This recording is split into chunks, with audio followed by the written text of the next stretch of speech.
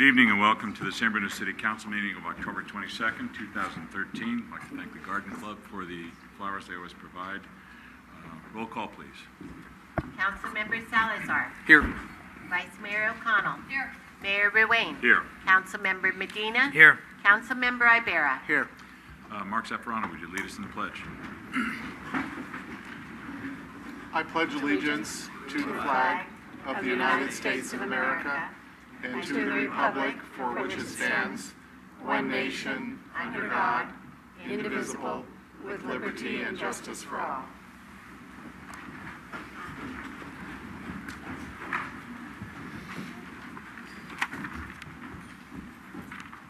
We have a couple of announcements this evening. I would like to formally announce that the not-for-profit required as part of our restitution with PG&E has been formed, and the papers have been filed as of today with the state of California. So you'll be reading more about that in the very near future. We're going to have a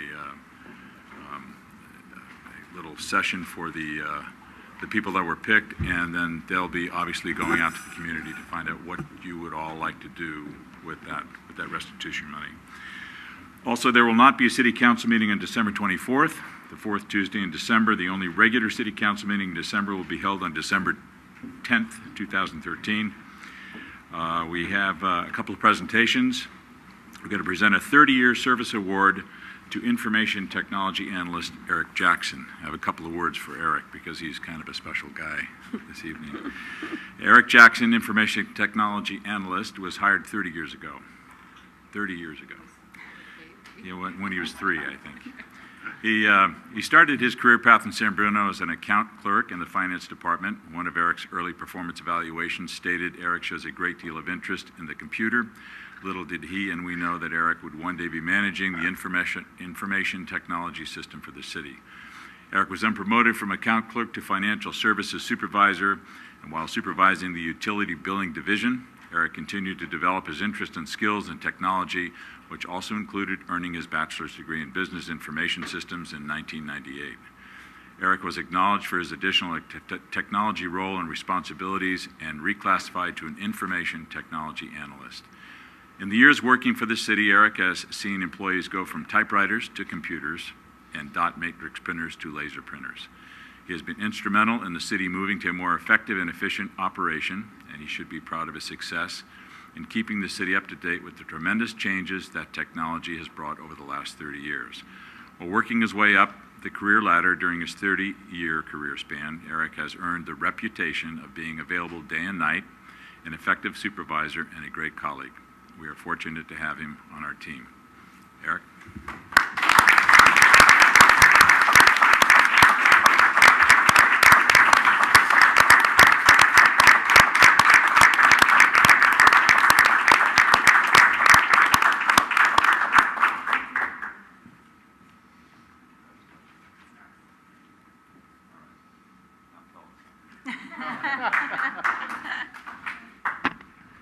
Thank you, Honorable Mayor and members of the City Council.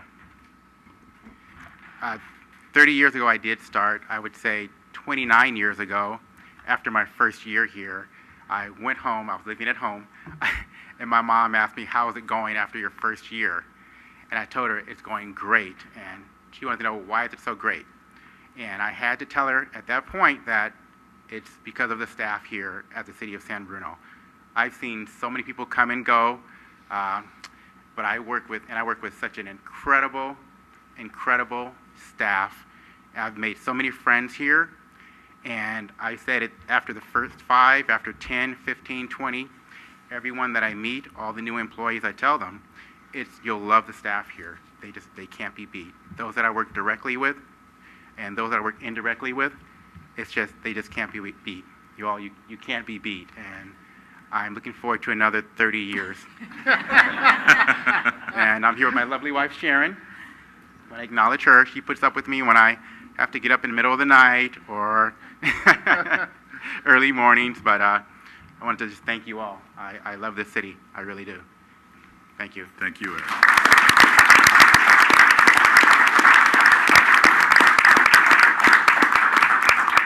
We do have one more presentation, which is really not on the agenda, but it's to another Jackson. That's our city manager, Connie Jackson.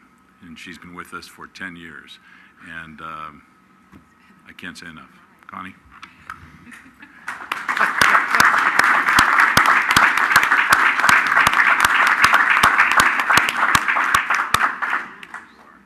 Thank you. Tell us something.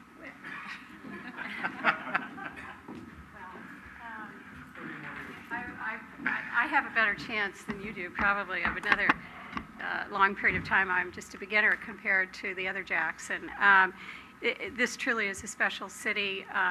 We've had a number of special and unique circumstances as well during my more brief tenure, but it is indeed and truly an honor and a privilege to work with the City Council and the staff of this community that rivals none. It is truly an honor. Thank you very much. Thank you.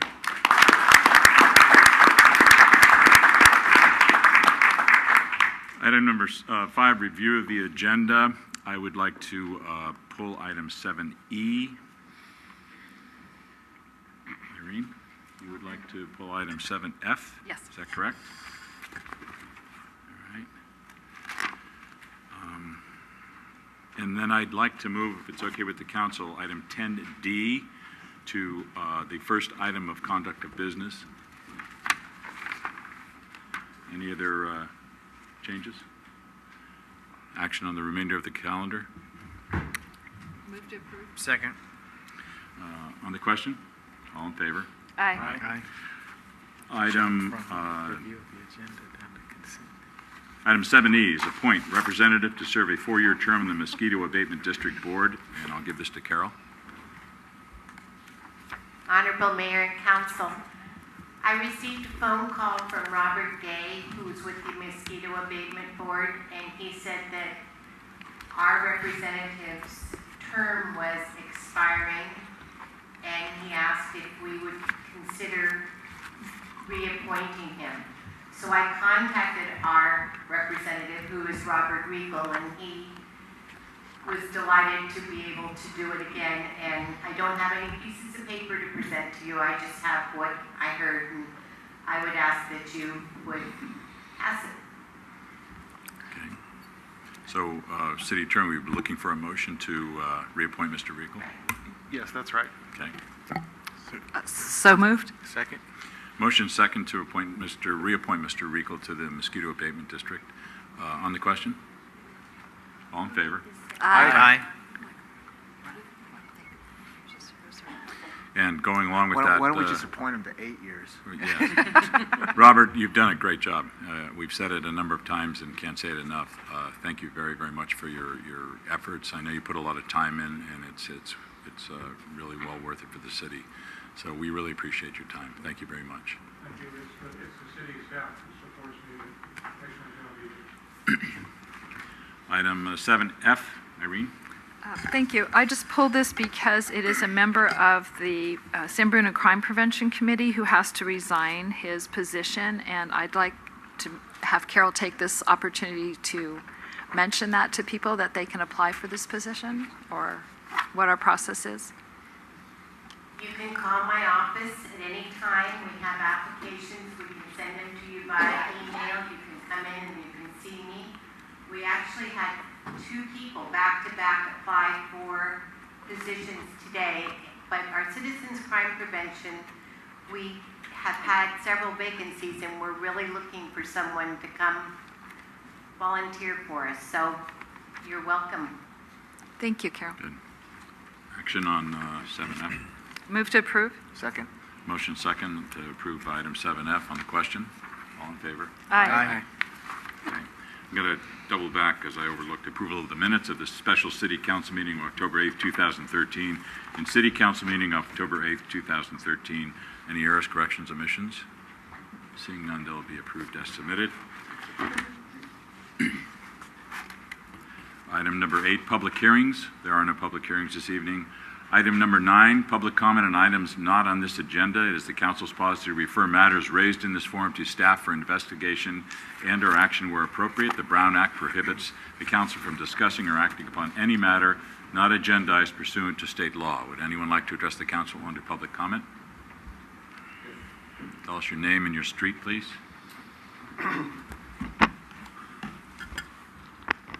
Marty Medina, Garden Avenue, and I'm also a San Bruno City Council candidate.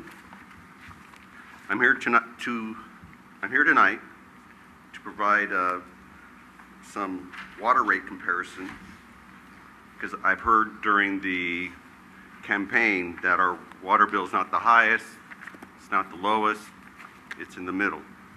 So I can give this to our city clerk, and it lists here San Bruno as having the 5th highest water bill out of 25 local agencies.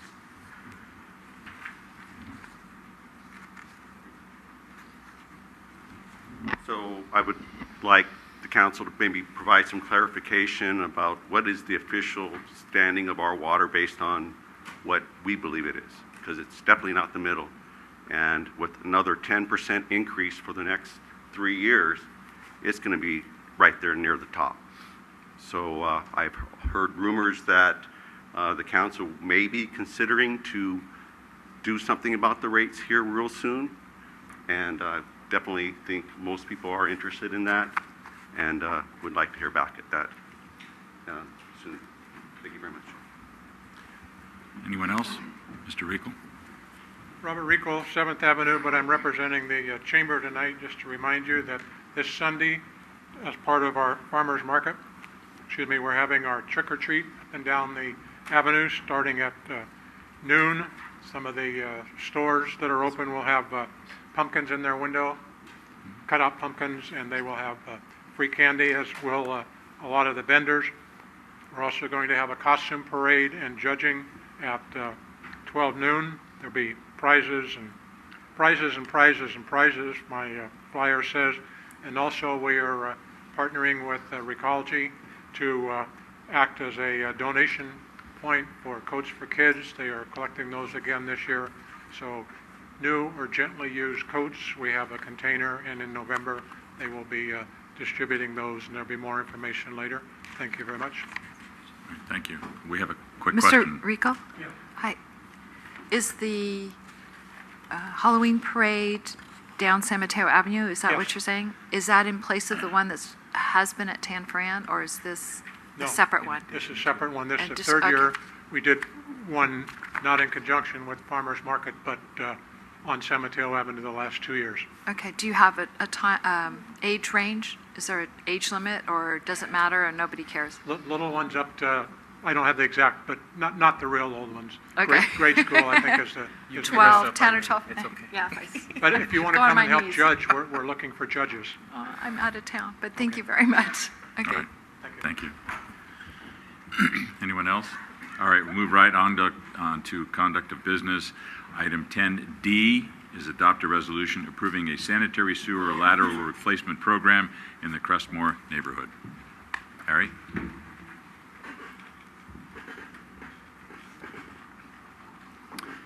Thank you. Good evening, Mr. Mayor, members of the City Council, and members of the public here tonight. My name is Harry Burrowes, and I'm the city's project manager for the Crestmoor Reconstruction Project. Item before you tonight is consideration of a sanitary sewer lateral replacement program in the Crestmoor neighborhood. We previously brought an item to you on August 22nd, which was consideration of a replacement program in the neighborhood at that time. Based upon staff direction, or based upon council direction, staff has gone back, done some further analysis, and is here to present a revised program to you tonight for consideration. But before we go into the options that we're going to present to you, I thought it was worthwhile to take a moment and just review the existing conditions out there, as well as what is typically done on a sewer replacement project. So the exhibit up on the board here shows a typical home. It shows a sewer main out in the street. That's the orange line with the sewer lateral going up to the house. In some instances, the lateral goes up the driveway. In other instances, the lateral may extend across the yard in this location. And on corner lots, it actually may come across the side of the lot here if there's a street on this side. The sewer lateral is broken up into two components. One's the upper lateral, and that is the section within the private property. So that's from essentially that red line here to the house. That's the upper lateral. The lower lateral is from that point to the sewer main. The maintenance responsibility for the sewer lateral in its entirety, if there is no clean out, and a clean out is shown here. In some instances, there are clean outs installed for some residences. If there is a clean out installed, then the property owner is responsible for maintenance of this upper lateral, and the city takes over maintenance of the lower lateral. If there is no clean out installed, the property owner has the maintenance responsibility of the entire lateral. So on a typical sewer replacement project in the city, what the city does is they go in and they replace the sewer main and the lower lateral. And at that point, they'll notify the property owner that the new sewer lateral, lower lateral is being constructed. It's an opportunity for the property owner to then ascertain the condition of their upper lateral and replace that if they desire. It's not a requirement that any resident replace their upper lateral, except in the sole instance where the upper lateral is in such poor condition that it can't be connected to the new lower lateral. So again, on a typical city project, city will let the property owner know that the lower lateral is being replaced, and at the property owner's option, he can TV his line and install a clean out. Again, the advantage to the property owner is they obviously have a new upper lateral as well as they have a clean out, and it relieves them of maintenance responsibility for this lower portion of the sewer. In the Crestmoor neighborhood, we're doing a couple things above and beyond what is normally done on a sewer replacement project. The first one is, as part of our contract, we're having the contractor perform the TV inspection of this upper lateral. Second, in our construction contract, we have included the installation of a sewer cleanout.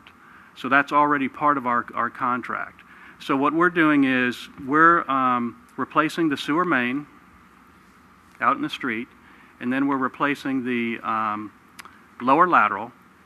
At that time, we're performing a TV inspection of this section of the upper lateral here in orange, letting the property owner know what that condition of that lateral is, and then depending upon their desires, we're installing a clean out if they wish us to install one.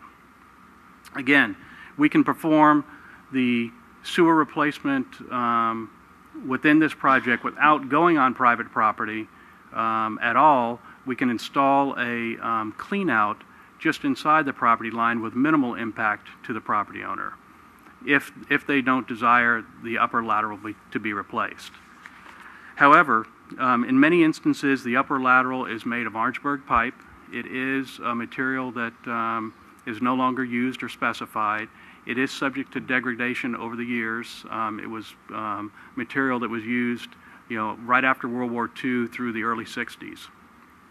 It is a material that we think is prevalent or exists in almost every location up within the Crestmoor neighborhood, as well as other neighborhoods within the city.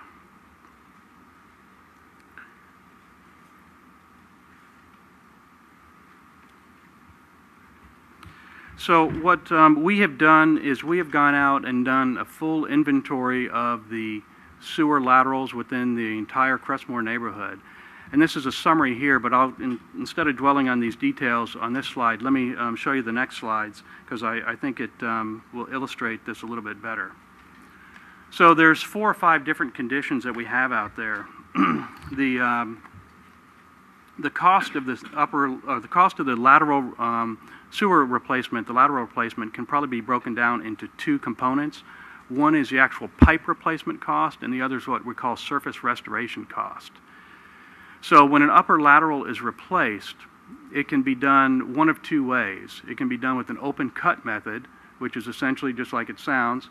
Backhoe goes in there and trenches through whatever material is there, whether it's yard, landscaping, or concrete, and installs a new lateral.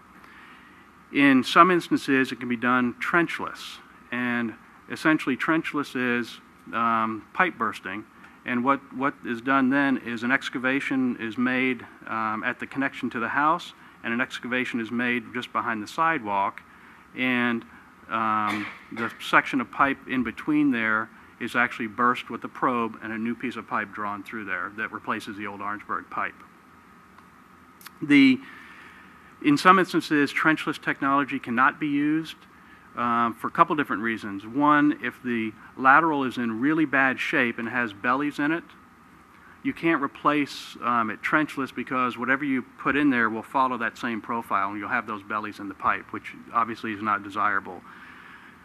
In other locations, the laterals can get fairly shallow where they reach the house, and the pipe bursting can in some instances create surface cracks on whatever material is there.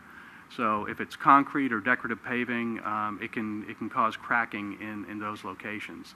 In each instance, it's probably going to take a plumber to take a look at the specific of that individual lateral to determine whether or not trenchless or open cut can be used. So this is a situation that we have out there in about 116 locations, which is a sewer lateral just in purely a yard area. We're estimating that the pipe replacement cost is between $2,500 and $5,000, depending on the length of it. And that surface restoration, again, depending upon what material is there, you can see straight lawn or landscaping, between $500 and $2,000. And again, these are just some rough estimates that we've talked to some plumbing contractors and other contractors to get these costs. This is another situation where we have a sewer lateral in a hardscape or landscaped area. Again, this one on top is probably a little bit more complicated. You've got a sewer lateral that goes underneath the retaining wall with landscaping in it, some walkways all the way up to a house. If this has to be open cut, obviously that's a lot more surface restoration than, say, this instance down below here. But again, you're looking at hardscape and some landscaping. The sewer replacement costs between $3,000 and $5,000, and surface restoration costs between $1,000 and over $5,000 in that instance. About 69 homes out there have concrete slabs, probably original concrete slab that was installed as part of the home when it was constructed. Again, broken out sewer lateral replacement costs between $3,000 and $6,000, and surface restoration costs less than $1,000 in most instances. And then this last case is where you have a sewer lateral in a driveway that has been replaced with some decorative paving. And in many, about 45 homes out there have this condition. In many of these instances, the property owners have gone in and replaced their driveways using one-time monies from PG&E in a lot of cases as part of that program that PG&E had immediately following the Line 132 explosion. Here you can see the lateral replacement cost. The pipe is about the same in all instances, between $3,000 and $6,000, and the surface restoration costs here are between $1,000 to over $12,000 if you have to replace that entire driveway. It's very hard to go in and do patch out a small section of the driveway and make it match when you've got a condition like this. And then this is another instance where you have paver stones. Paver stones are a little bit easier than the decorative paving because you can actually pull those individual paver stones up and do the trench and then put them back in and without having issues matching the existing surface out there. And again, these prices are slightly lower than the decorative paving. So what staff did coming off of the last meeting that we had was a couple different things. We researched what was done in other agencies, and there's sewer lateral replacement programs in place in a great many number of cities within California, Northern California. The cost of participation in those programs range from a low of about $1,500 to a high of about $5,000. So in addition to that, on September 26th, we held a meeting with the neighborhood residents, many of whom are here tonight, to talk about the sewer lateral replacement program. In general, the residents agreed with the City Council that the original proposed program of $1,700 that we brought forth on the 27th was too low. The residents also expressed some frustration that they were not notified that the sewer lateral issues existed at the time that they did their driveway replacement. One of the things that we reminded the residents was, at that point in time that they were doing the driveway replacement, City Council had not determined the extent of the reconstruction efforts within the neighborhood, and it wasn't even known at that point in time that the sewer main and lower laterals would be replaced. In addition, there was some general appreciation that the city is considering this issue at all. So taking that information into account, staff has brought forth 4 options for the council to consider, and those are listed here, and I'll go over them briefly. The first option is 50% reimbursement of the cost up to $6,000 maximum, and what that means is that, let's say a sewer lateral and surface restoration cost are $4,500. Then under this option, that would allow for 50% reimbursement, or $2,250 would get reimbursed back to the property owner.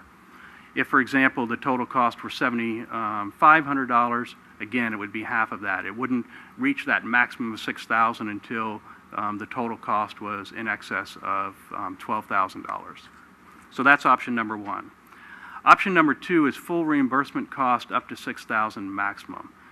And the distinction between this and option 1 is that if, in that same example, it's $4,500, this option would pay the full $4,500 for the cost of the lateral replacement and the surface restoration. If it was $7,500, this would pay $6,000, and the property owner would pay the difference, the $1,500. Option 3 is 100% reimbursement of the lateral cost, including full surface restoration. Again, that would be in instances where you have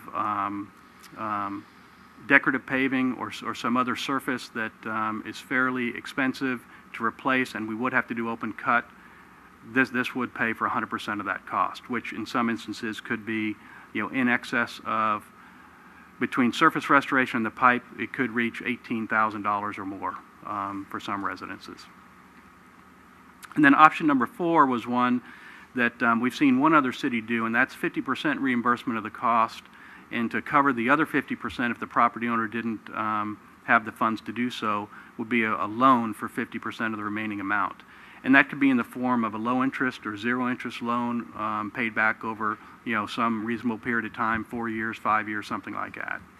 So those are the options that we looked at. And in your staff report, I don't have it on the exhibit here, but in your staff report we do have the costs associated with each of those.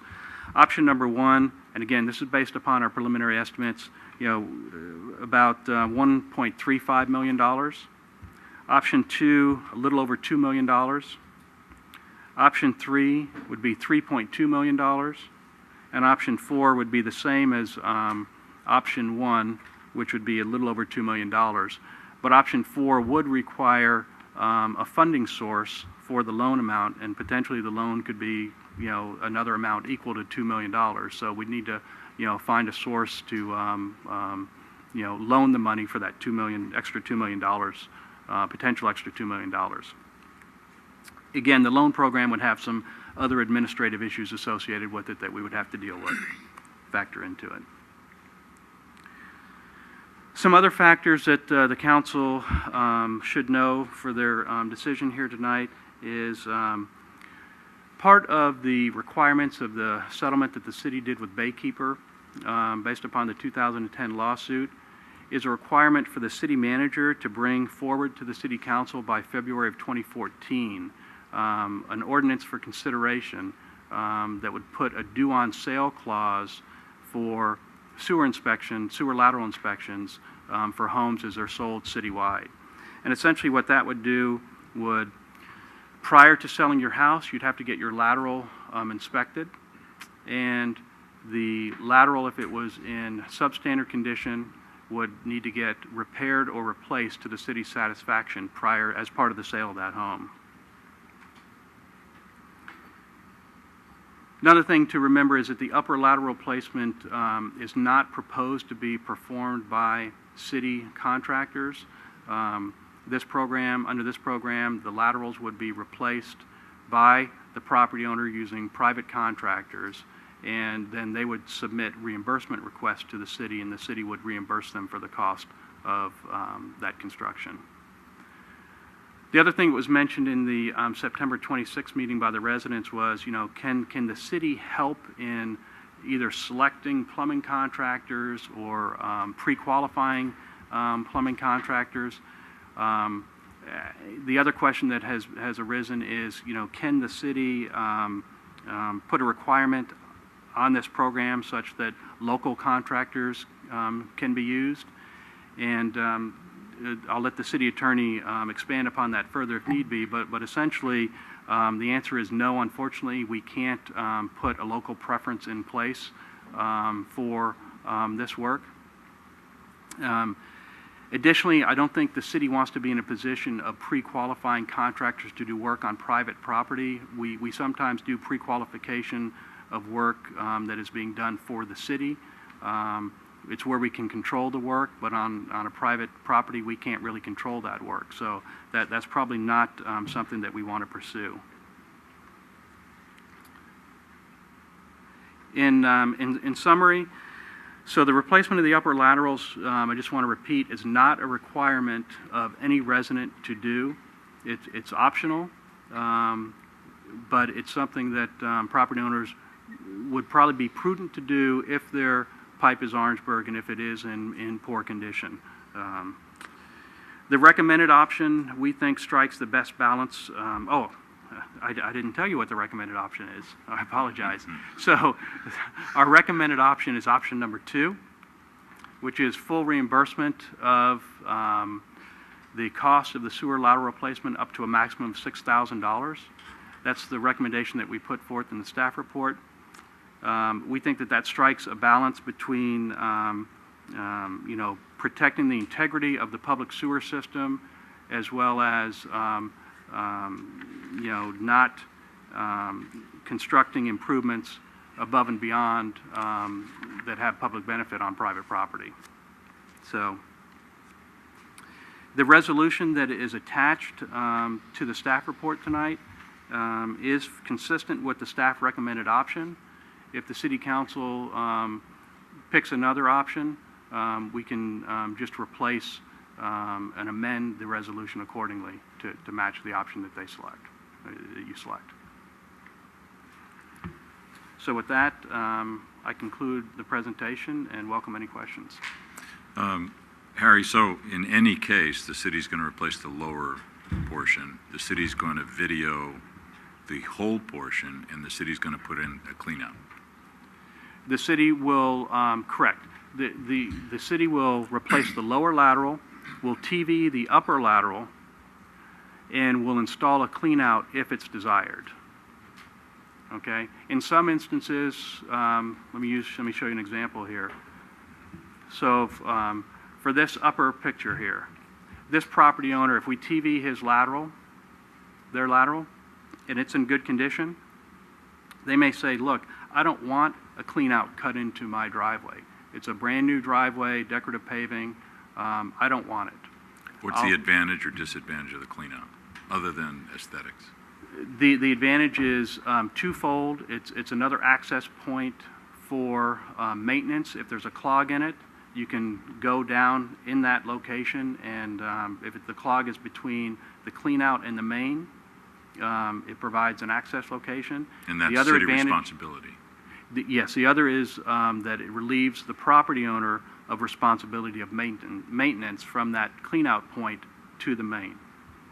Okay, so if we don't have a clean out, then they're still responsible from the house all the way out to the main. That is correct. Okay. And to the city attorney, I know in San Francisco they have local hire ordinances and all different kinds of things. Why can't we do it here?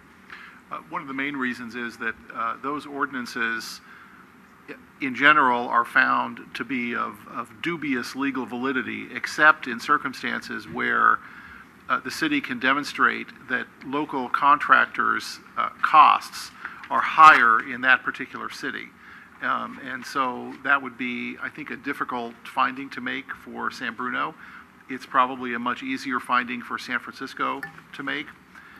So it would be, I think, a bit of a challenge to develop essentially an entirely separate ordinance that would have to be adopted prior to the adoption of this resolution in order to implement that sort of local preference program. That would be would certainly delay, I think, the implementation of this program, because we'd have to do all of the research to bring that ordinance back, and it's not really clear that staff could determine that costs in San Bruno are higher than costs in other places. Okay.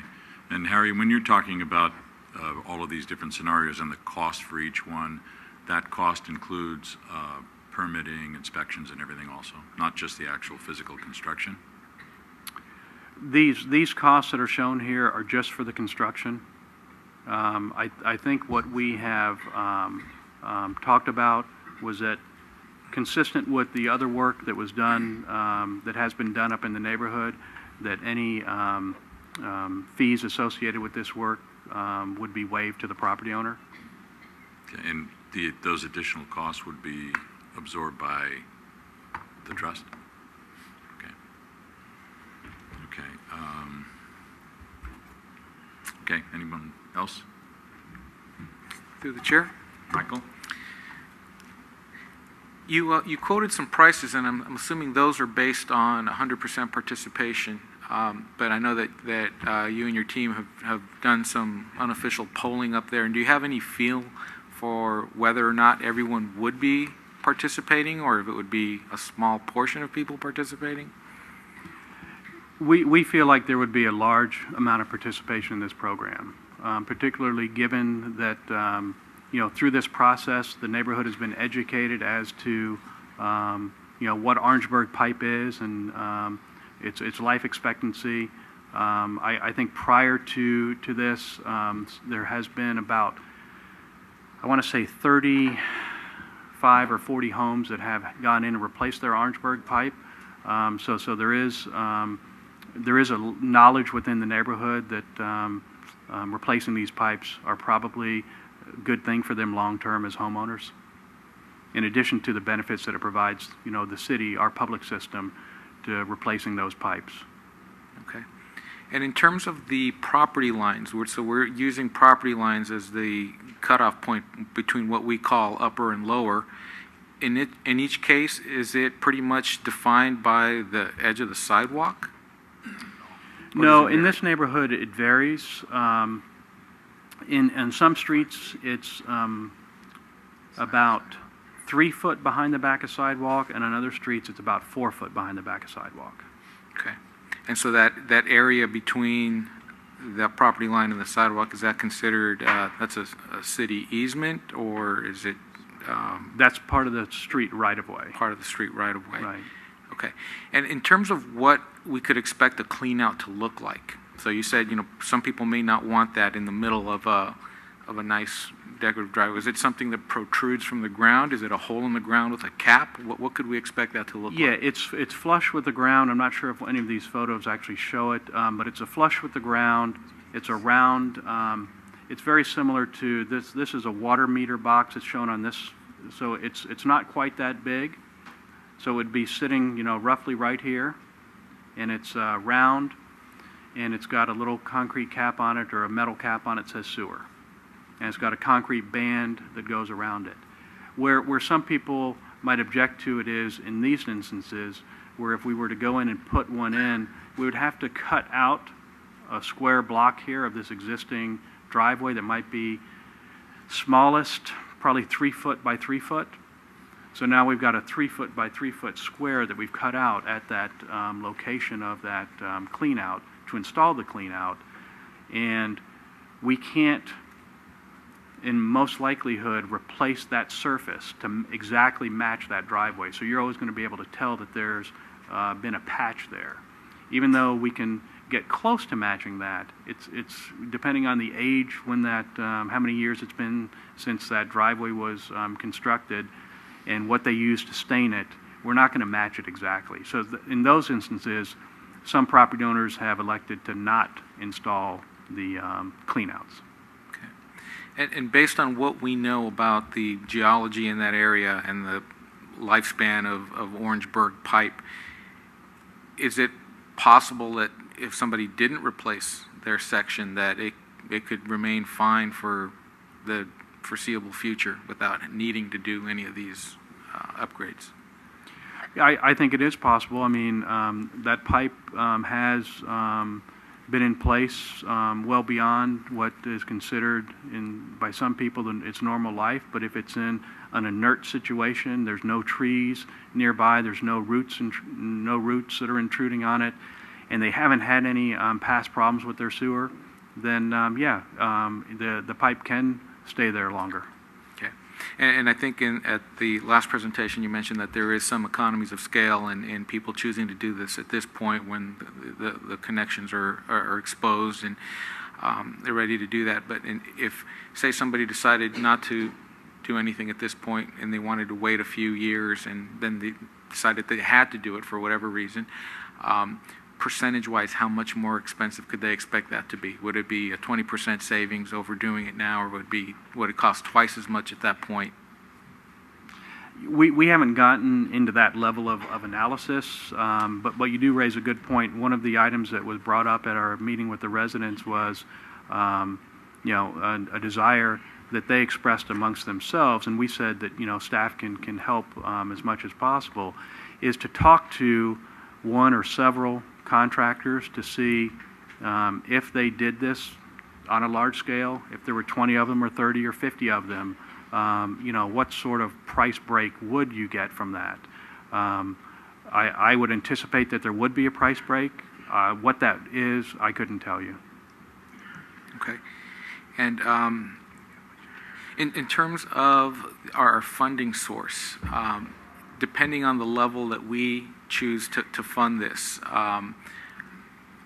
do we have a pretty good assurance at this point that any level would be covered by our trust fund, or is there a point where we're running afoul of the guidelines for that?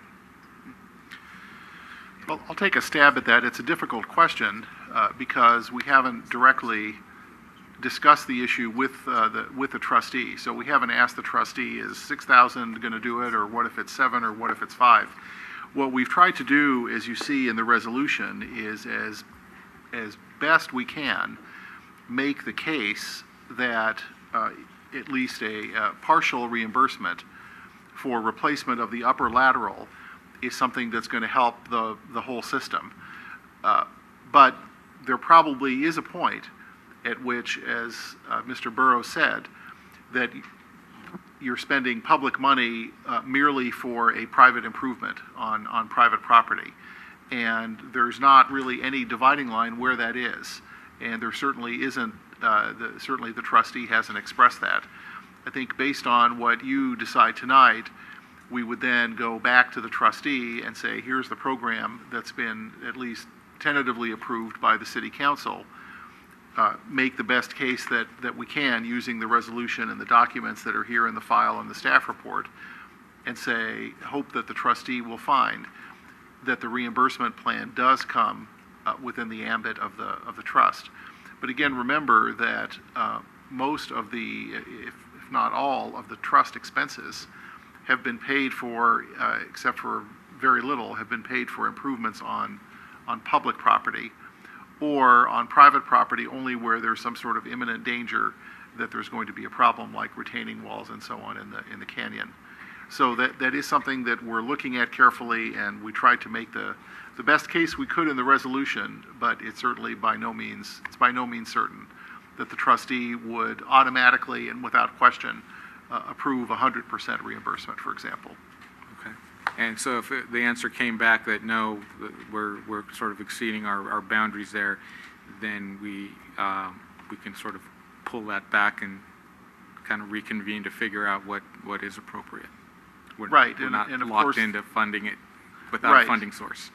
The trade-off there is there would be a bit of a delay, and I know that Harry is looking forward to, as are the residents, to getting the project completed. So it would be good not to have to come back at multiple occasions to revamp the entire program because of difficulties in getting reimbursement from the trust. Okay. Thank you. And one final question, Harry. The video of the pipes, are we going to provide that information or a copy of the video to the homeowners prior to them having to make a decision on whether or not they want to do this? Yes, what we're doing is we're talking to the property owners. We're giving them the copy of the video if they desire it, but we're telling them, you know, what the video shows, so that they can factor that into their decision. Great. Okay, thank you. Sure. Harry, a couple of quick questions. If we decide on this tonight, whatever we decide, this will be done in conjunction with the project we're doing now. People can't bank this and say, well, you know, I want to do it in a couple of years or I don't want to do it now, but you paid for my neighbors and my 300 neighbors a couple of years ago, and why can't you pay for mine now? So what we're proposing with this program is, well, two things. Let me just clarify. The construction that we're doing right now, again, is to replace the sewer main in the street and the lower lateral and install the clean out.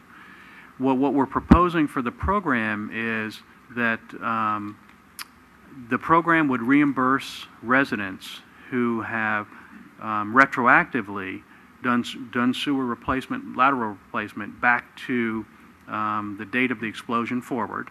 So, as well as going forward to what we perceive is the end of our reconstruction within the neighborhood. So after this project that we're doing now, which is the remainder of the utilities throughout the entire neighborhood, we've got one last large construction project in the neighborhood, and that's to do the road reconstruction and the street lights and some landscaping and traffic calming improvements. So that's our last project. We're anticipating that project will be done January of 2015. So what's written in the staff report is the program would extend to that time period. So residents would have until essentially January of 2015 to do this replacement. It doesn't have to happen exactly concurrently with us being in their front yard replacing the lower lateral. Ideally, if we can time that, that would be great. Or if we can time that down a street where a lot of those laterals are being replaced at that same time, that would be great, but it doesn't have to be. Okay. And the last thing I have is you mentioned about the baykeepers and having to do something when you sell your house in the future. If in fact a homeowner does this now, does that preclude them from having to video and inspect in the future?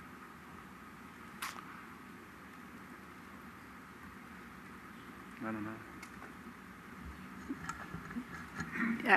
I'll take a stab at answering that. The baykeeper requirement is for the presentation of an ordinance that would require inspection and repair on sale. Presumably, a homeowner who takes advantage of this program would be able to demonstrate that inspection and repair has already occurred, but we have not yet developed a recommended program for the City Council's consideration. So at this point, it would be premature to assure you that a property owner would not need to do anything on sale.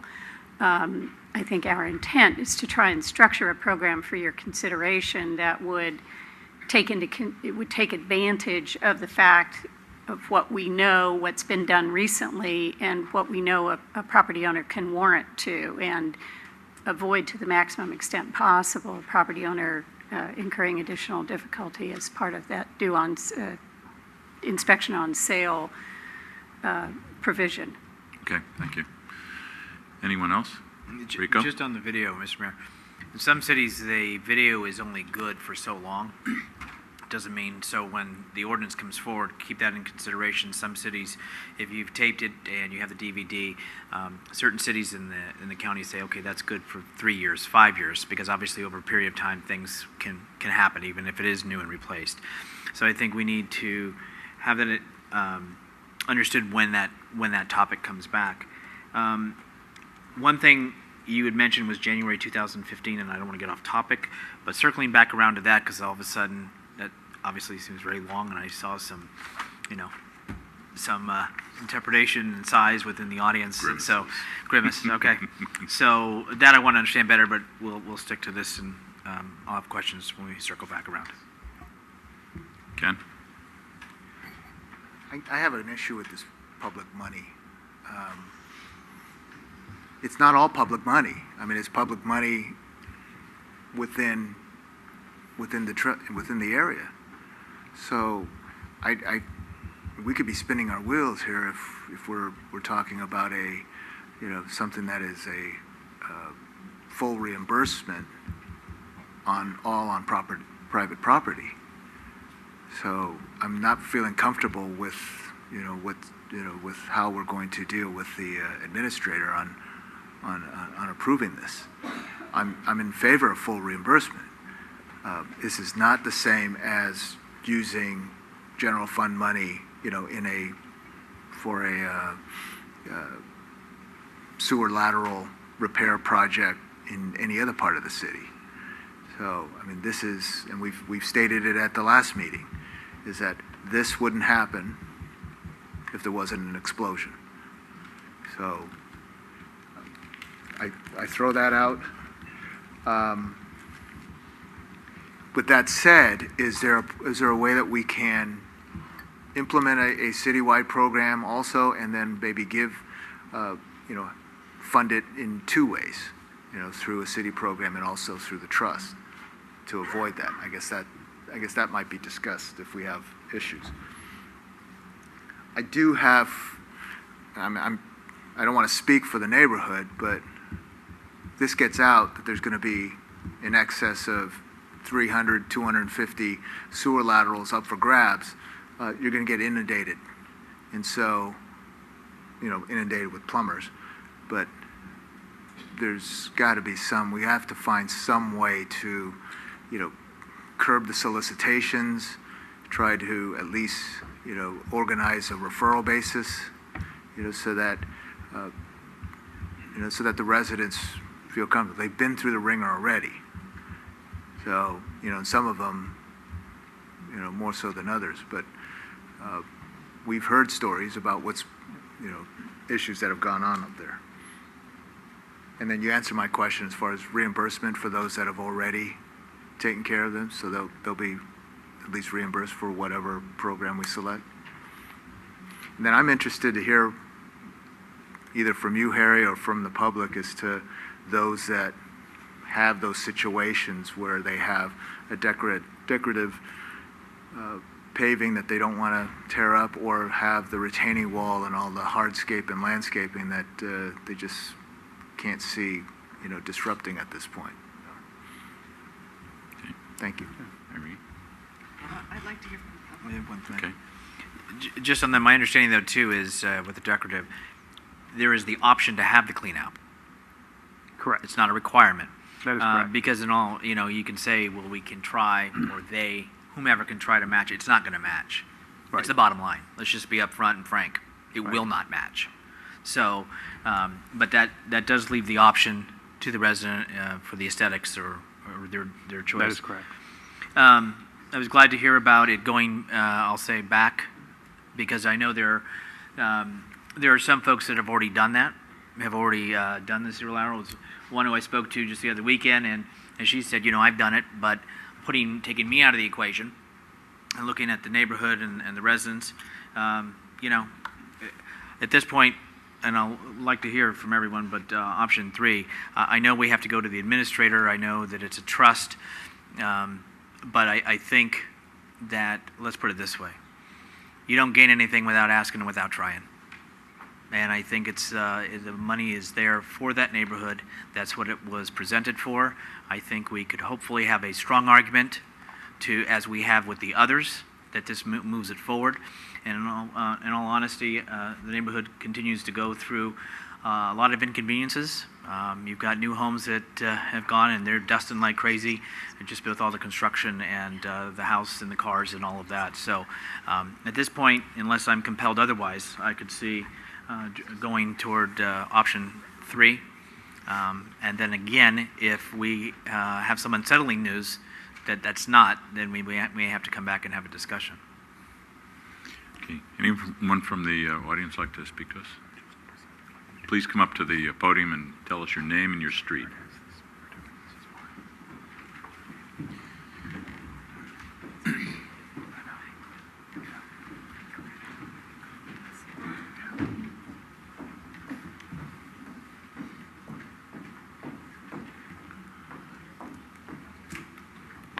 Good evening. My name is Maria Barr, and I live at 2740 Concord Way. After the explosion, before I did my driveway, and I have a decorative driveway, I decided to repair the upper lateral, and I've already paid for everything. In this case, do we need to provide the receipts of the money that I paid for that, or how will it work? Okay, is there anything else? That would be it. Okay. Will we be given the information before the meeting is over, or should I call somebody to find out? I believe the plan would be to show receipts, obviously, for what you've done, but Harry? When the people come to my house, I bring the receipts to them that I've done the work already? Or do you still have to investigate? Well, what we would do would be, assuming the council approves a program here tonight. Right. Yeah, then we would, staff would put together essentially a one-page flyer or a flyer that outlines the Okay. details of the program. We would get that out to the neighborhood and would explain all of those details to Okay, them. great. Thank you very much. Thank you. Okay. I'm Gary Gritter, 1581 Claremont. Raise that mic up, so there you go. Thank you. Gary Gritter, 1581 Claremont. Mr. Salazar asked a question about, the condition of the Orangeburg pipe, and, it could be look perfectly fine, but then the other thing came up about the point of sale and the gate, what's it, baykeeper or something? The fact that it is Orangeburg pipe, and it comes a time when you want to sell your home, the fact that it's Orangeburg pipe, does it then make it substandard and the seller would have to replace it regardless of its condition? I think the mayor asked that question, and I wonder if there was, I guess I didn't get the answer quite right. Yeah, my understanding is that no, just because it's Orangeburg pipe does not mean that it has to be replaced. It's if, in the opinion of the city, the pipe is not in operating condition to the satisfaction of the city, then it would need to be replaced. So just the fact that it's Orangeburg and it's considered substandard now, as long as it's in place, it's kind of grandfathered or something, and it's not the obligation of the seller to replace it just because it's Orangeburg pipe. That is correct. Okay, thank you. If I could just add, though, the program has not been prepared or presented to the city council, so at this point, we are really speculating and anticipating. So that program has not yet been developed, and at this point, it would be premature to say with certainty that the program will do X or Y. We're anticipating, based on the agreement that we've entered with the baykeepers, which specifically calls for the program to replace defective Orangeburg private laterals by a specified deadline as a requirement of transfer of Right, property. is that a subjective term, though? Who determines defective from not? These are details that need to be addressed in the development of the program. So I would only caution that we're talking about something that hasn't been done yet. So at this point, we need to meet this requirement of the agreement that we have in settlement of the baykeeper's lawsuit. And I know that with all the disclosure things that have to go with home sales now, do you have to declare? Exactly. I've got an Orangeburg pipe in my driveway, Right. just another, okay. All right, thank you. Hi, Kathy DeRenzi, Claremont Drive. As a resident of the neighborhood, we're still going through a lot of mess in our neighborhood. The majority of us have the Orangeburg pipe or pipe going through the lawn. So I'm really happy that you're upping the rates. I am for 100%, that would be number 3 for the neighborhood. because the money is not the city's money, but it's the PG&E money that was designated for our neighborhood. So that's why I would be for 100%. Thank you. Okay. Anyone else?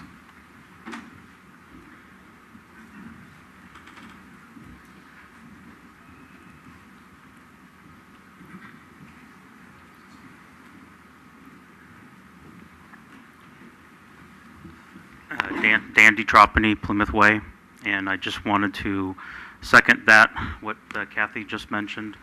You know, we've all been through a lot, and I just want to also thank Rico and Ken for, you know, putting that out there, 100% option number 3. So I want to just say thank you very much, and I think that's the option that we all need to vote for. Okay. Anyone else? All right. Rico, you want it to go full circle? Well, going back to Mr. Greta, not that I think you're going anywhere anytime soon, right? Because I saw you mowing the lawn, so it looks good. So, okay. But I think that's a question that does need to be answered, maybe not just in this program, because I think what you're saying is, okay, so let's plan today because, you know, looking down the path. I appreciate the public's comment, but I'm still in favor of option 3, as was already stated. And so at this time, I would say we go with option 3, and we ask and go forward and see that we make it happen with the administrator. Any other comments, or is that a motion? Irene? Mark, I'd just like to clarify. If we vote for option 3, take it to the administrator or trustee, and he says no way, is there a mechanism that we can put in place tonight that makes it so we don't have to circle back and cause more delay? So that, say he says no, not 100%, but we could do 80% or 95% or whatever he would allow. Am I making sense? So maybe he doesn't say 100%, which I am for. I think you all should have that. But I would hate to delay all this stuff again if we have to come back. So. Yeah, it's a good idea. It's hard to think of what that alternative would be on the fly tonight, having not spoken to the trustee. I think our position at staff would be that we would do whatever we can to support the city council's policy decision and the resolution, including making some changes in the resolution perhaps to beef up the findings even more so that it's clear that it expresses the sentiment that was expressed tonight and the desires of the community as well as those of the city council. To provide that reimbursement, present it as we have the other expenses that we presented to the trustee, and go from there. Okay, so, excuse me if I may. So the worst case scenario would be we would get it to him within an X amount of time, like next week, this week, and then come back in 2 weeks at the city council meeting if we have to make a change? Right, that would certainly be possible. Okay, so 2 weeks isn't going to kill anybody's schedule? Okay, great. Okay, I don't want to delay people's stuff. Rico? On what the Vice Mayor said, I think that's my concern too. We need to get this expedited. People, I believe, have been waiting, want to move forward, want to get coordinated here and get everything done. So I think do what you need to do to beef it up, and if that means we have some issues that arise and we need to call a special meeting in the city council to readdress this in a faster means, then let's do what we need to do. One more speaker. Go ahead. Tell us your name and your street, please. Concord Way. This was an ad in the Examiner the other day by PG&E. I'm just going to read one line. We're compensating San Bruno victims, their families, and the community more than $550 million because it's the responsible thing to do. They should not say no. They should go for this. That's. I don't think that's the issue. Any other comments from the council? We have worked very, very hard over the last 3 years. Very hard. Just came back from New York for 3 days, talking to a lot of financial people regarding our particular position on fines and penalties going forward. Nothing to do with this evening, but we will do our darndest to make this happen. Because as I said before, we wouldn't all be here this evening talking about laterals if it wasn't for an explosion that occurred in this neighborhood. So I also feel let's just get it done, get it taken care of, and it's part of the rebuild. So that's my 2 cents. Any other discussion or action? If there's not, I'm sorry. Let me just Ken? yeah, I mean it's the money for the neighborhood, whether it's public streets or private property, and this is a utility issue. But I've encouraged the neighbors to. I mean, there is going to be certain situations that you're not going to, be in favor of, even if we give you full reimbursement. There's clauses in here that we've discussed as far as if you do it now or do it within a year, you're not going to get a chance to do it later on. So make your decisions. Really look hard at your hardscape, your nice, driveways and new driveways and things. I wouldn't rule out putting that, putting those cleanouts in. Cleanouts are very important, and you might kick yourself a few years down the road if you don't, even if you have a new sewer lateral. So I think I think we've tried to give you as many scenarios and options here, and hopefully majority of you will get through this unscathed. I mean, if there's a possibility. So my colleague would like to make a motion. Please. Do you have anything else, Mike? I was going to add on to something Ken said, because if a house, and Harry, maybe you can help me out with this, if a house has a clean out inside, where a lot of houses do have clean outs in the garage, if they were to replace the pipe, not put a clean out in, that pipe would still be serviceable. I understand that the city wouldn't be responsible for the lower lateral, but I mean, in most cases, you're talking about 75 to 80% of that pipe being the homeowner's responsibility anyway.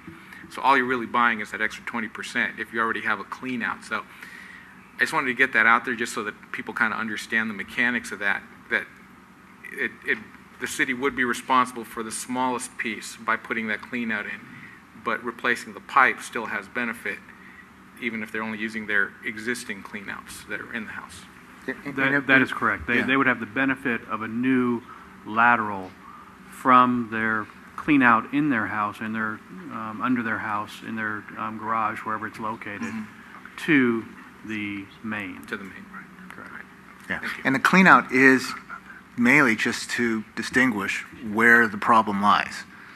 Because if the problem, if with a clean out in the right place, and you find out that it is on your property, you're still responsible. What you rule out by having a clean out is, making sure that the problem is actually in the lower lateral, or the city's right away. Okay. Rico? If not, I'd go ahead and introduce a resolution approving a sanitary sewer lateral replacement program in the Crestmoor neighborhood with option number 3.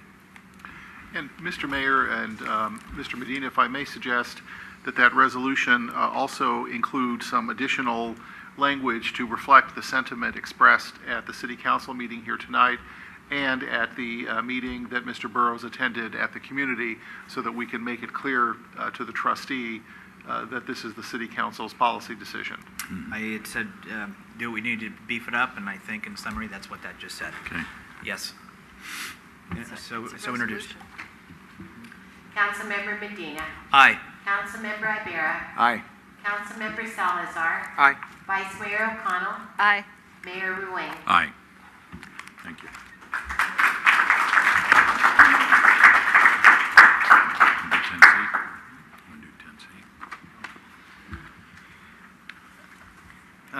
Mr. Mayor, I think there's somebody in the audience that also may be here for, and correct me, for the stop signs. Is there somebody that was here for item 10C?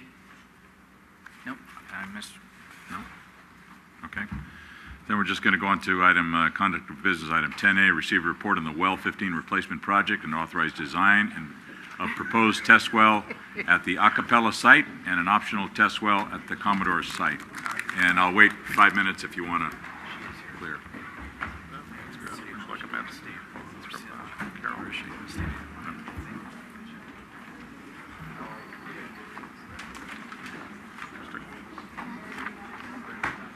just 5 minutes?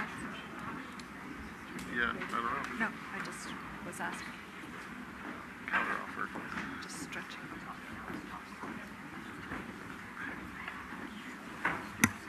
Yes. Uh-huh.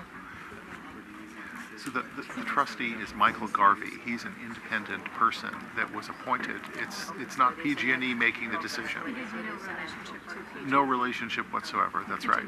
Oh, yes. Michael Garvey, he's a former city manager from San Carlos, actually. So he's very familiar with local government. Yeah, yeah.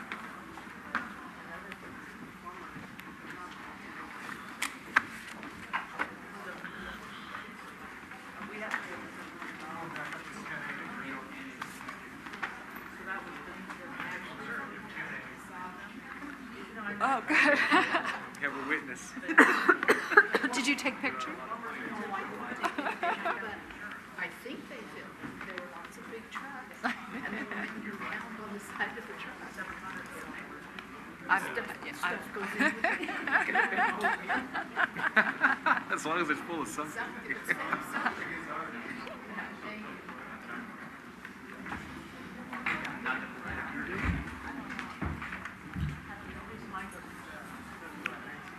All right, we'll resume the city council meeting with item 10A. Once again, receive a report on the well 15 replacement project and authorize design of proposed test well at the Acapella site and an optional test well at the Commodore Park site.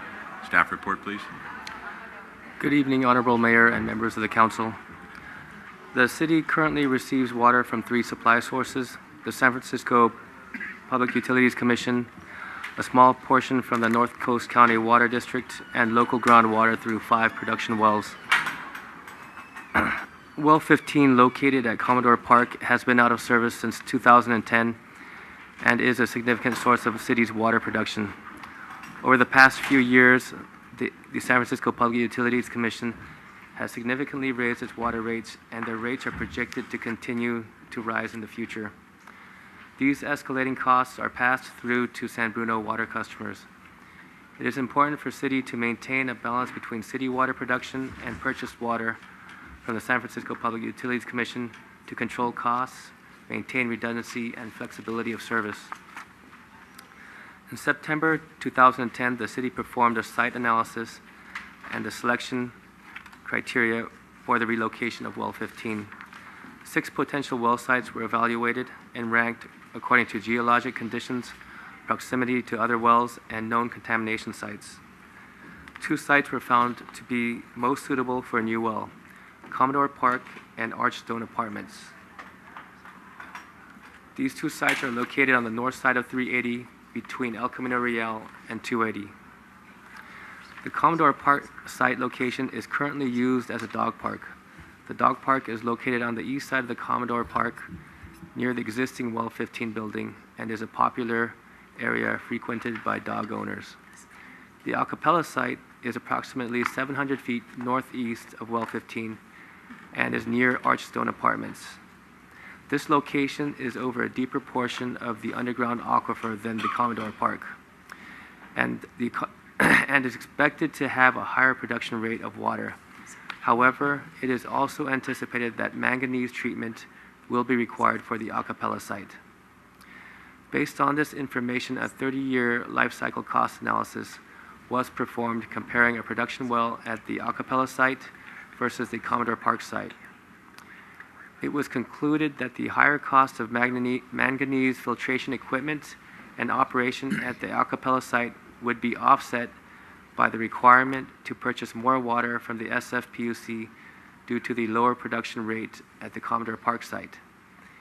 The Acapella site would have lower life cycle costs of approximately $1.6 billion over a 30-year period. Prior to design and construction of a production well facility, a test well must be installed to verify the viability of a specific site. The test well will provide important information for the production well design, such as production rate, water quality, and geologic conditions. The well 15 replacement project is planned to be completed by 2016. Extensive community outreach will be conducted prior to the start of the test well drilling to include impacted stakeholders, neighbors, and other interested parties at either of the two sites. Staff is recommending to solicit bids for one test well at the Acapella location, with the Commodore Park location as a bid alternate. If results are favorable at the Acapella site, only one test well would be required, with a potential savings of $75,000 to $100,000. If results are not favorable, the city would exercise the bid option of drilling a second test well at the Commodore site. The design of a second test well option is approximately $2,500. It is recommended that Council authorize the design of a proposed test well at the Acapella site and the design of an optional test well at the Commodore Park site.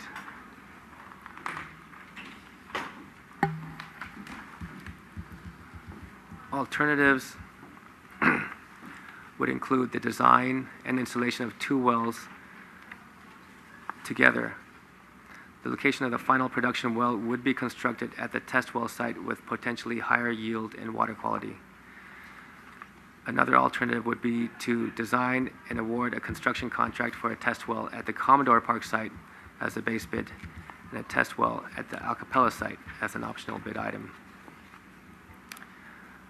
This concludes my presentation. If you have any questions, please ask. Any questions, Ken? You say if you do the Acapella site test well and you have favorable results, what are you trying to accomplish from the data of the test well? Because what I'm thought is how are you going to confirm your data as far as gallons per minute and correct. We confirm the actual water production capability of the site, the water quality of the site, and the treatments that may be required, as well as the stratification of the geologic layers in order for the screening design of the production well. Okay. Can you explain a little bit about pros and cons of having excessive levels of manganese and having to treat that? Well, manganese requires special filtration equipment and a higher capital cost to install that equipment. So the actual production well facility will be larger and require more maintenance to replace and maintain the filtration system. Is related to water quality. Correct. So the filtering and taking care of that will get it to a level as if there was no. Correct. As if it was in another site. Okay. Good. Anything else? No? Action by the council? I do have one last question, if I could. So if you're saying that well 15 has been out of operation now for 3 years, so what is our percentage? I mean, we've been led to believe that we're 50-50 of, produced water and then purchased water. So can you give us an idea of what the value of having well 15 out of service now for 3 years? It's still been approximately 50-50, between 45 and 50% city-produced water to San Francisco purchased water. Having well 15 in service, well 15 will provide approximately 25% of our produced water, and that will give us the flexibility to shut down wells at times for maintenance and still maintain a higher rate of production. Thank you.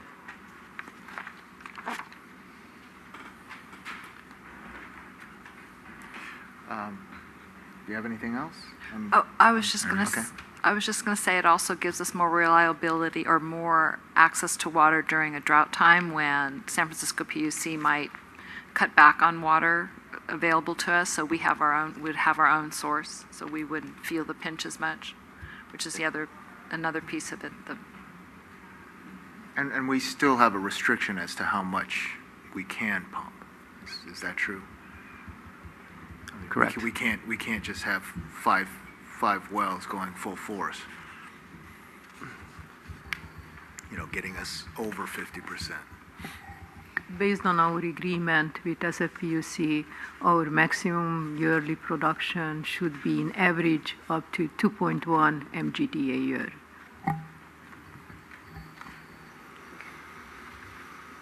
So if there's no other questions, I'd like to approve the recommendation. Oops, it's a resolution. Make a motion. Let me find the resolution. Make a motion to authorize. Thank you. Okay. Adopt the resolution. It's not a resolution. Vice Mayor O'Connell. Aye. Councilmember Medina. Aye. Councilmember Ibarra. Aye. Councilmember Salazar. Aye. Mayor Ruane. Aye. Item 10B, receive a report and provide direction to staff regarding alternatives for the Trenton Sewer Replacement Project.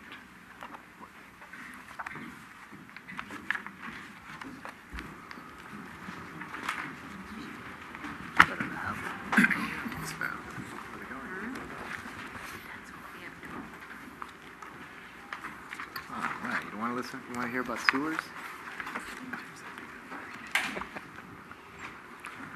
Good evening, Mayor and Council. The Trenton Drive sewer main is located in an easement area behind the homes on the south side of Trenton Drive, uphill from San Bruno Avenue. Due to the steep terrain and heavy vegetation, this sewer main requires constant and extensive maintenance effort by the city crews. Video inspection for the sewer main in 2010 indicated that there are significant sags, invasive roots, cracks, offset joints in the sewer main, and with half of the sewer laterals partially blocked by roots. In recent years, there have been numerous incidents of sanitary sewer overflows, or SSO, with several of them being the most severe Category 1 SSO. In November 2012, the City Council awarded a design contract to Westall Associates for the Trenton Sewer Replacement Project.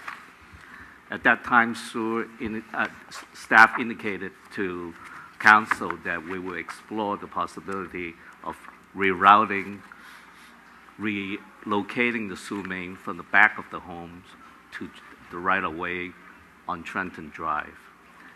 And we have completed this task, and in this next slide here,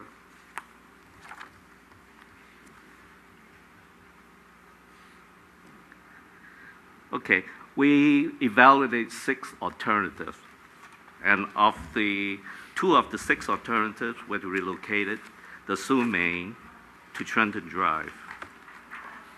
On this overhead here, the top left corner, you can see that although feasible, in order to intercept the sewer lateral from behind the home coming to the city right away, and then building a sewer main right here, the sewer main would end up being about 15 to 27 feet deep on Trenton Drive. And building a sewer that deep is really extremely challenging, and at the same time, it will be major disruption to the neighborhood. In addition, these 2 alternatives are also the most costly. They're more than double of what the recommended alternative that will be discussed later.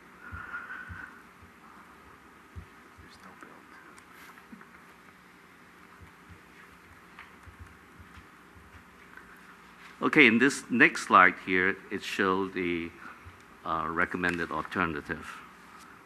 And within the 6 alternatives that were evaluated, 3 of the alternatives, number 1, 2, and 5, were to replace the sewer in its current location. And recommended alternative 5B is to use a combination of cure in-place pipe, pipe bursting, and open trench construction. And access roads is also being proposed, as you can see, in the eastern end of the sewer main and towards the middle of the sewer main. There is an existing access here east of the water tank. For the western end of the sewer main, this is in an extremely steep terrain, and what staff proposed is to have stairways leading to the two manholes require maintenance. The estimated cost for this recommended alternative is slightly higher than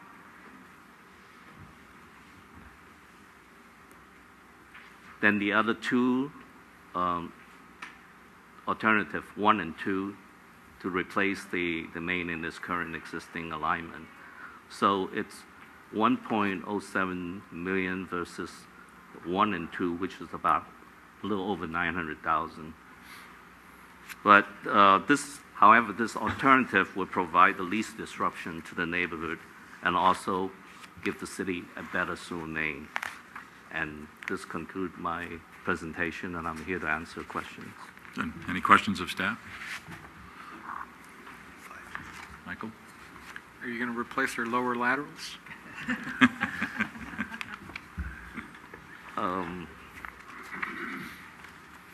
Yes, like other city sewer project, we will replace the lateral up to the property line. Cleanouts are not included. Cleanout's not included.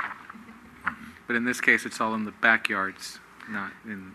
Yes, it will be maybe 3 feet behind the back fence. That'll be where the cleanout will, most of them are located. Do we have Orangeburg in that area as well, or is that in your area? We do have some Orangeburg in that area, based on our experience from our crew member. Okay. Thank you. Okay. Anything else? I know we stated that over a period of time there have been a lot of SSOs, Category 1, it was stated. So when was the last time we had a Category 1 SSO? Actually, most of these SSO occur between the year 2007 2010.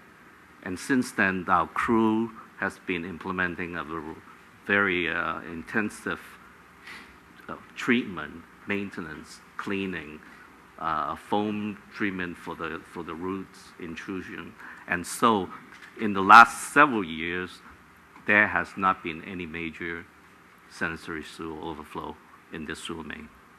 And with that extra effort thanks to staff, what is that costing the city as far as its time and resources? Or not specific, but a general idea. The number that we put together was estimated at approximately $10,000 a year for the maintenance effort. And I know there were 6 options, which was quite a bit to try to navigate. And what was the strategy for staff with the various options? And I understand it's about disruption, less disruption, and there's cost. But many times when our staff reports, we have a few options, some alternatives. Here we had quite a few that were spent the time and for us to get that information. And so, what was this? Maybe to the public works. Can director. we? I'm sorry. Yeah, okay. I'm sorry, because it's more of an encompassed question. Yeah. Why to this degree, or whoever wishes to answer that? Well, if we can revisit this exhibit that's on the board. Mm-hmm. So there are 6 alternatives. Basically, we can divide it into 2 groups. 1, 2, and 5 are the ones that will replace the sewer in its existing alignment. So the difference between 1 and 2 and 5, number 1 is using a cure-in-place pipe method. Number 2 is, for that particular method, the advantage is that there will be minimum excavation. However, it would decrease the pipe diameter by anywhere from 10–20%. And For sections that are really low and have a capacity deficiency, this alternative is not recommended, which we do have on that sewer main. There are sections with capacity deficiency.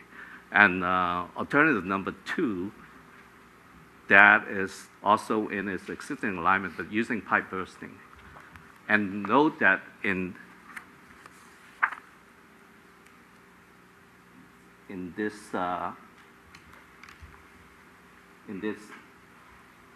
overhead there are 2 sections of sewer main that comes from Trenton into the back of behind the homes. These 2 sections of sewer main here and here carries the wastewater in the vicinity, other than the homes that are right on the south side. So if we were to use pipe bursting in between these homes, that may be, that is not recommended because that could cause some kind of heaving, soil disturbance in between these homes. So that, therefore, option 2 is not recommended. When you go to option 3 and 4, those are the ones that we talk about relocating the sewer onto Trenton Drive. And because of the difficulty in construction, they were more than double of what the other options are.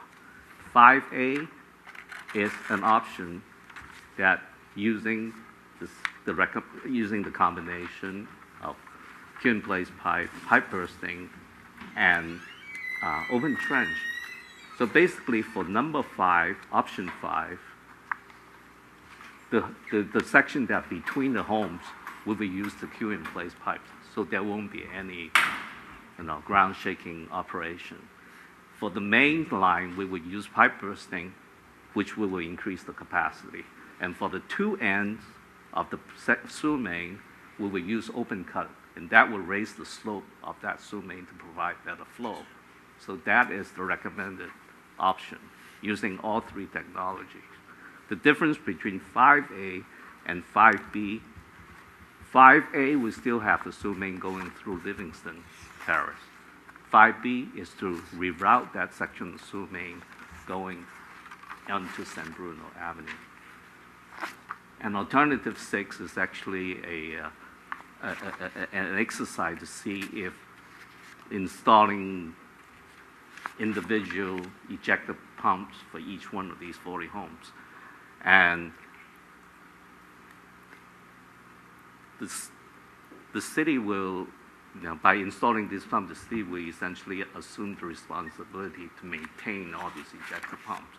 And the installation cost is also higher than the recommended alternative at one point, close to 1.5 million. So I hope that clarified the options. Thank you. Okay. Ken? We're not engineers.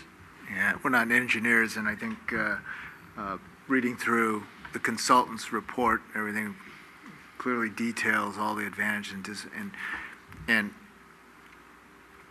I remember when you originally presented this project, I asked a few questions, and it's like, this is not your flat backyard or something. This is, steep terrain, heavily vegetated and everything, and so downhills, there's nothing flat here, right? So I think we've done the homework, we've done the study, and the consultant's done, got his money worth. We got his money's worth out of the consultant on this. So I think that's the best, and we do have to think about disruption of the neighborhood too. Okay. Action? No, direction? I'd make if no other comments, and if it's not a resolution, I'll make a motion that we accept staff's recommendation. Second. Motion and second on the question. All in favor? Aye. Good job. Okay. Item 10C, adopt a resolution approving installation of new stop signs on the eastern leg of Angus Avenue at Huntington Avenue on the western leg of Angus Avenue at First Avenue and on the northern and southern legs of San Mateo Avenue.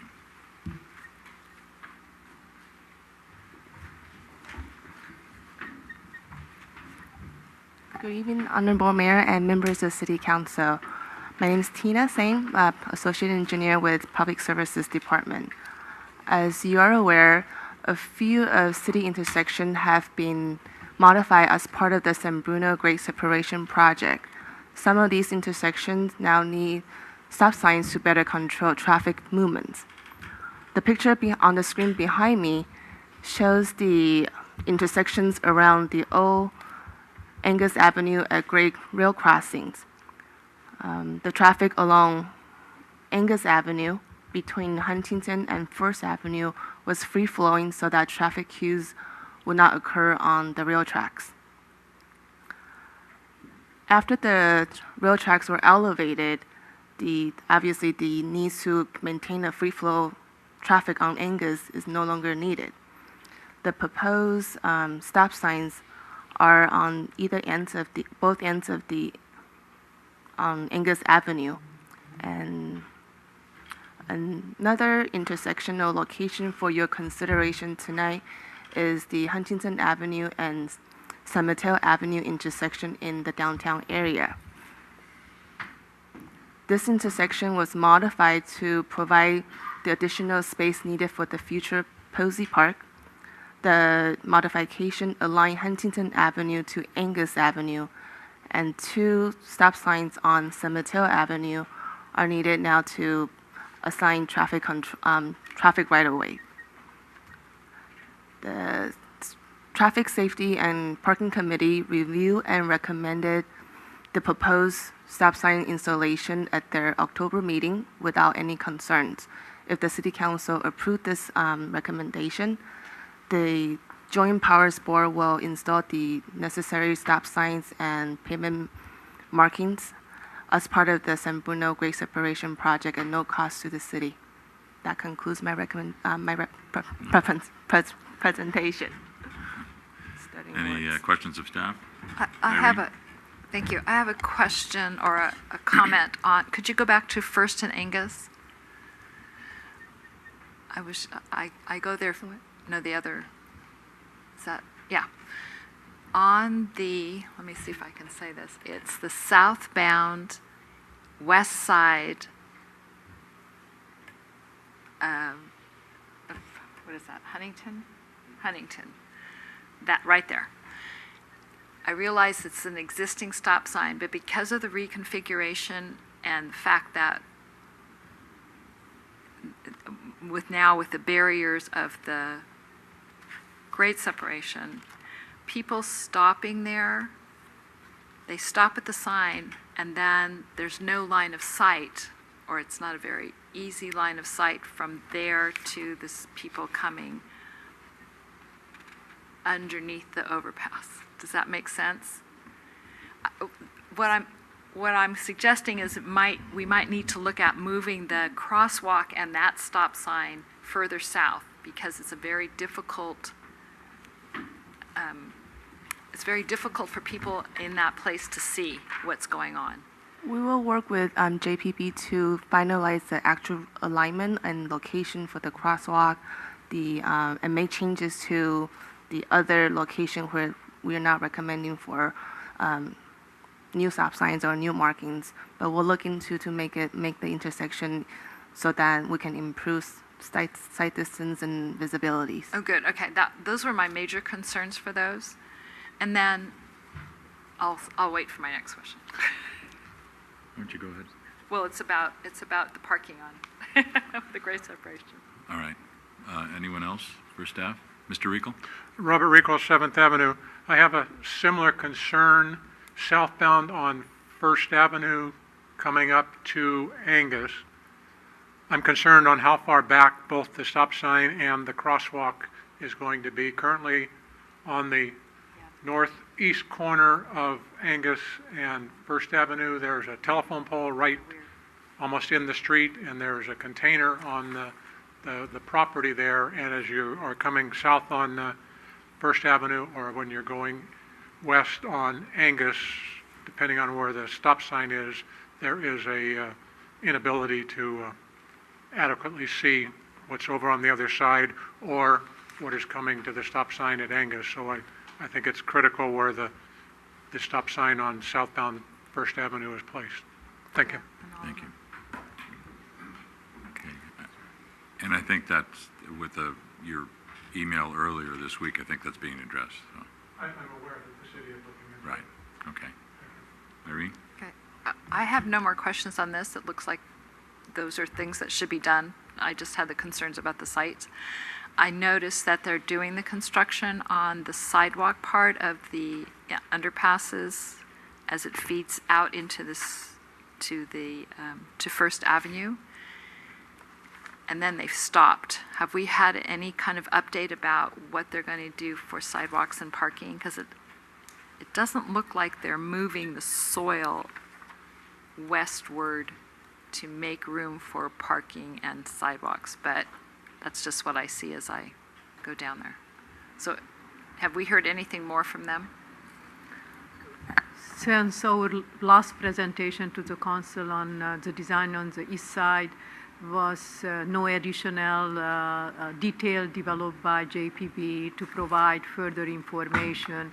The only reason why they are not moving the dirt, I am assuming that they are contemplating asking the city to move that shorter retaining wall further out,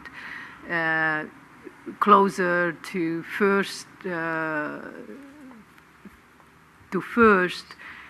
to minimize the soil quantity what they need to haul out from that site. And that's why you don't see too much work right now. Based on our preliminary discussion with JPB, they did not formally ask the city yet for any modification to that design.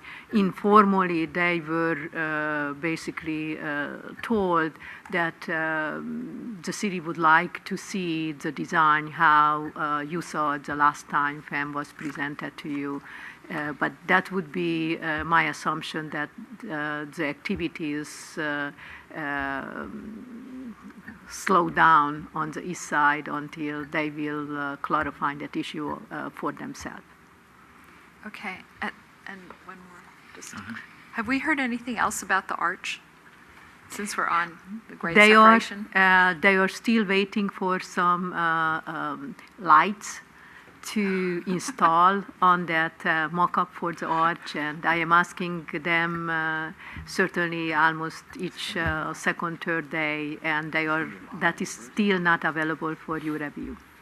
Oh my goodness. Okay, thank you for keeping on them. Okay. Mr. Mayor, if I can thank the Vice Mayor for saying, bringing that parking issue up. I don't need to tell staff that, the JPB is going to come to a meeting or going to make a phone call and say, we need to make a decision on this, and so make a decision quick. So I guess the ball's in our court to contact them and say, okay, we've waited how long now, how many weeks? We want to see what your proposal is for parking along First Avenue. It's our assumption at this time that the number will be exactly how you heard last time. It's not less. May I? The number of parking lost on the east side, the final design will meet that commitment what JPB made last time.